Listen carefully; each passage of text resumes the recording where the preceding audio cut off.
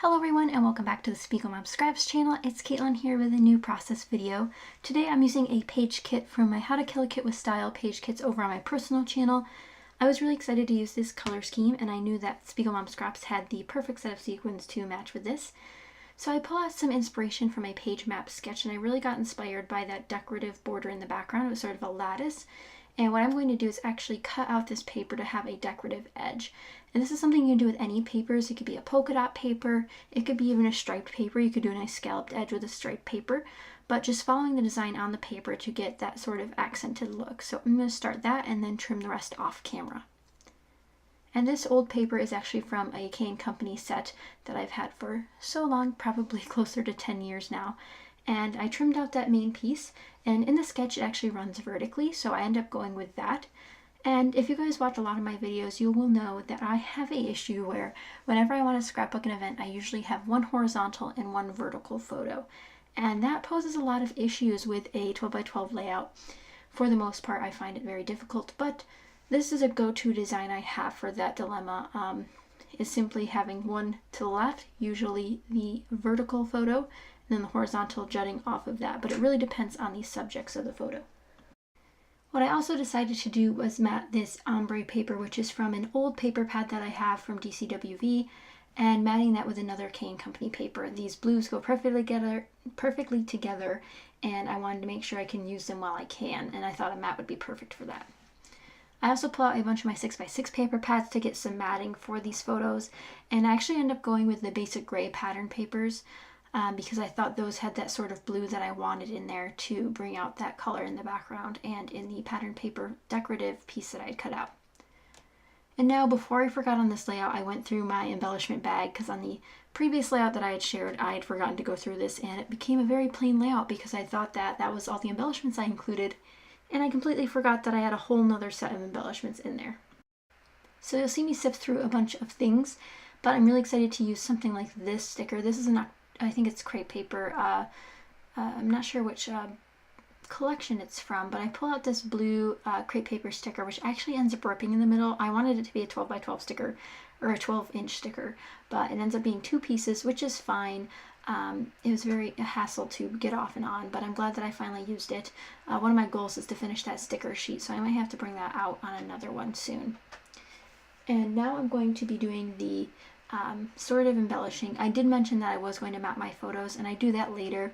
I'm really jumping around a lot, and that's just how I create. I see something, I want to use it, I make sure that I pull it out and have it ready. Like this journaling spot from the Paper Studio I knew I wanted. I don't have a lot of journaling for this layout, but I thought that that perfect little bag went with it, and then if I put a tag in it, I could have some hidden journaling. And I don't think we took many photos inside this museum, and this is the Museum of the American Indian, which is a very interesting museum. We were just, when we went to it, it was near close time, so we didn't get to see as much as we had wanted when we had went that day, but these are the photos we have the outside of it, and I just think it's one of the prettiest museums for architecture-wise. It's got these beautiful curves to it to make it look like natural rock. Well, not super natural, I mean most rock's not curved, but like the curved rocks along the river basins and stuff, which I thought was really beautiful, and I wanted to accent on that. Another thing I did on this layout was some mixed media. I pull out my Shimmers paint pasties in the color, I think it's called the Cream Team, and it's perfect for this layout. I don't want a stark white because it'll take away from the ombre in the background and the yellows that I have already pulled from the pattern papers, so this cream is absolutely perfect. It's almost like a marshmallow color, I'd describe it as, so sort of like a sugar, so it's just slightly off-white. It's more of a gray white, which is something I prefer over a yellow white, if that makes sense. So this is a perfect neutral to have, and I'm just putting it through a butter, I think it's called Buttercream Luxe. It was a brand Joann's used to carry for a little while, and I put it through that stencil. And that's it. Just a couple spots of it. I put one above the photo that runs horizontally, one set above the photo that runs vertically, and then some beneath that photo as well, just to kind of build those out. So while that's drying, I will go ahead and do my photo matting. And I do remember that I want to put this mesh down later, but that'll come later when I've since forgotten about it. So we'll deal with that when the bridge comes.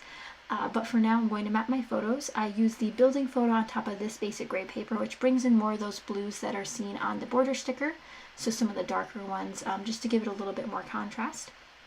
And then I'm also going to use this little floral sort of grid pattern on the one of myself in front of the sign for the museum. And nothing too fancy about that, just trimming them down. I only do one photo layer on this one. I know for some of them I do a lot more. Just depends on my mood and what the patterns are looking like at my disposal. By having those mats under the photos, it really helps diversify them from the background pattern papers. I think it just adds that definition that you need, sort of like contrast, because sometimes you forget to add that onto your layouts during the process. It gets a little hectic, but that's something you can look for if you're finding that your layout's missing something. Maybe it's contrast, so just bringing in some darker or more lighter tones of the colors you're already working with. It doesn't necessarily mean you need another color. As a scrapbooker, I tend to do very color light layouts, so I'll do a monochromatic or a double or tricolor layout. Not really do I go beyond that. I have done a couple where I've done more than that many colors, but this is my usual, just blues and yellows, 2 colors is what I can really handle. And here's where I say that I forgot to put my magic mesh down. This is sort of a cream color, which I enjoy again. I think it's quite easy to use that sort of thing when I'm working with things that aren't white. So you can see I used a cream tag. My ephemera that I'd pulled out are actually cream based. It was just a lucky sort of turn of events that happened there for me to have all those cream elements already building up.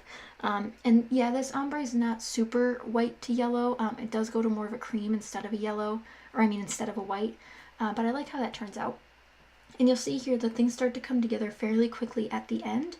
I pull out this Mambi sticker to put into this cluster, and the circle little ephemera piece is from Kate & Company as well, and then the little tags are from 7 Gypsies. Here you'll see me sift through all of my other stickers that are in my kit. I end up pulling out some cork pieces. I use some of these from DCWV. There's some that say Adventure, some that say Journey. I was going to do something that said America, but then again, I couldn't think of a title that really fit, especially since I already have like a title within my photo, which is something I struggle with when I'm doing museums and stuff, is I usually take a photo of the building itself. So in that case, I try to find something that's other than the name of the place that we were. So this time you'll see I do something a little bit different. To bring in more of that light blue as well as the darker like navy color that's in this border sticker, I end up pulling out this washi tape from Scotch. It's not a perfect match, but it does bring in more of that navy, and it does bring in a brighter blue, which I think helps uplift the layout just a little bit, makes it a little less heavy, and adds also an organic feel to it as well. And there's not much else I add to the layout. I do a couple more things, nothing too crazy.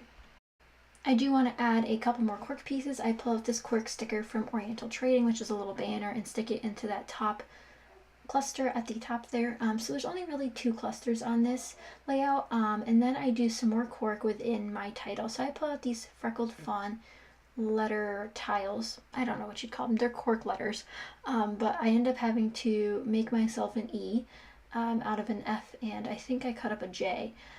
So it's just going to say museum in the cork letters, and then I pull out some other letter stickers, which are from Pink Fresh Studio, to say beautiful, because again, I want to talk about the architecture of this museum and how I liked it a lot. And I also tuck in this half circle up there underneath that cluster, just to give that circular effect again. I thought it didn't really make sense to leave just one, so I thought bringing in another one would make it a little bit more balanced. And I don't think I mentioned this before, but I did end up finishing my tag with my hidden journaling with some Mont Fawn twine that I had recently gotten in December. I also pulled out these Amy Tangerine stickers. They're phrase stickers in a yellow shade, but I decided not to use any of them. It's not that they didn't fit, it's just that the words didn't make sense. And if you guys have been watching my other How to Kill a Kit with Style videos over on my personal channel, you'll know that I used a ton of those stickers over in January, so I'm kind of a little bit over them at the moment. But when the time strikes, I'll bring them back. But for now, I need to finish this page off with some beautiful sequins. I use a couple different packs from Spiegel Mom Scraps, including Metallic Mess and Earthy Treasures. Both of those work beautifully. I love the large sequins in Metallic Mess. I love using large sequins a lot. I think they help make the clusters seem a little bit more lively and intense. And like I said, I also use Earthy Treasure, which is another one of my favorites from Spiegel Mom Scraps. I have a couple packs of those, but I like the blues that I pull out, and I like the clear and the white, which is more of like a opaque sort of metallic sort of what's that word, holographic white versus a like pure white. So here are the up close shots. I hope you guys enjoyed this video. If you did, be sure to give it a thumbs up and subscribe to the Spiegel Mom Scraps channel, because you guys don't want to miss more content from me or the other sparklers. But thank you guys so much for watching, and I'll see you guys next time. Bye.